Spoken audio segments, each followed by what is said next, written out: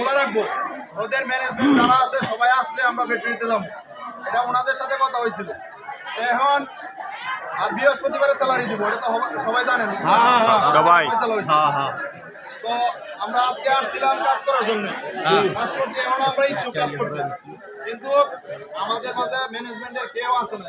আমাদের সাথে উনি একজন আসছিল, হাকিম স্যার, উনি আগেও আসছিল, এখনো আছে ম্যানেজমেন্টের লোক, উনিও ম্যানেজমেন্টের লোক।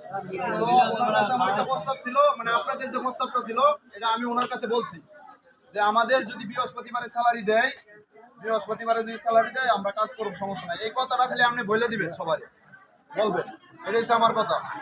আর ম্যানেজমেন্টের লোক আমাদের জিএম সাহেব, উনি হচ্ছে গার্জিয়ান, ঠিক আছে। উনি আমাদের সাথে প্রথম থেকে উনি আজকে আসে নাই, ওনার আসার কথা ছিল। উনি বলছে তার গাড়ির হয়তো বা কি সমস্যা আছে, উনি আসবো কি আসবো না এখনো ডিক্লেয়ার দিচ্ছে না উনি। তো ওনার মাধ্যম থেকে ওনারে পাঠানো হয়েছে। এখন উনি যদি বলে যে আমরা কাজ করবো, আমরা বৃহস্পতিবার পর্যন্ত কাজ করো, আমি দায়িত্ব নিলাম, আমি টাকা বৃহস্পতিবারে দিয়ে দিব। ওদের সাথে কথা